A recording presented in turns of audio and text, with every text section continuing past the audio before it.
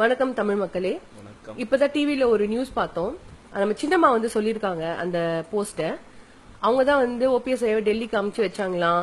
அவங்க தான் வந்து ஓபிஎஸ் ஐவை இப்ப மதுரைக்கு அமுச்சு வச்சாங்களாம் ஜல்லிக்கட்டு நடத்துறதுக்காக.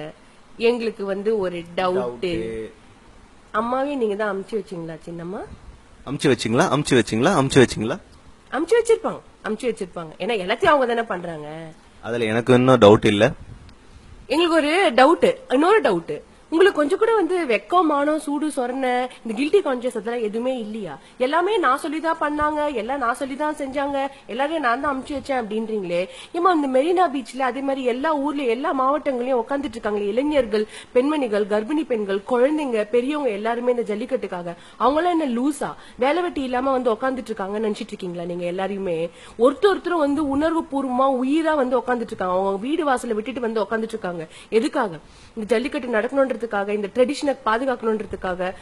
அது மாத்திரம் இல்லாம வந்து ஃபியூச்சர் ஜெனரேஷன்ல எல்லாருமே நல்லா இருக்கணும்ன்றதுக்காக வந்து உட்காந்துட்டு இருக்காங்க. இதெல்லாம் உங்க கண்ணுக்கு தெரியல. நான் சொல்லிதான் ஓபிஎஸ் போனாரு, நான் சொல்லிதான் ஜல்லிக்கட்டு நடக்குது, நான் சொல்லிதான் எல்லாமே அப்படின்றீங்களே. எப்படி உங்களால அப்படியே டக்கு டக்குன்னு பேசிட முடியுது? சின்னம்மா நீங்க யாரு?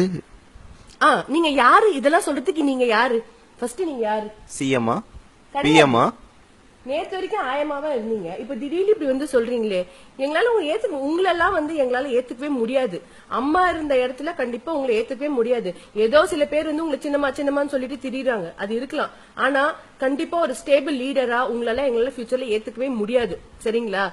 இங்க ஒன்னும் ஃபேன்சி காம்படிஷன் ஒன்னும் நடத்தல. அம்மா மாதிரி ட்ரெஸ் போடுறதும், அம்மா மாதிரி நடக்கிறதும், அம்மா மாதிரி பேசுறதும், இதெல்லாம் வந்து பாக்குறதுக்கு சின்ன குழந்தைங்கிட்ட வந்து லாலிபாப்பை காட்டி ஏமாத்துற கதையா இருக்குது. இதெல்லாம் வந்து இன்னும் நடக்காது இந்த மாணவர்கிட்ட.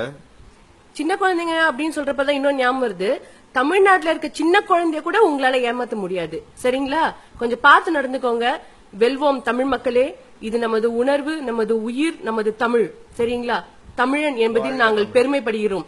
தமிழன்டா.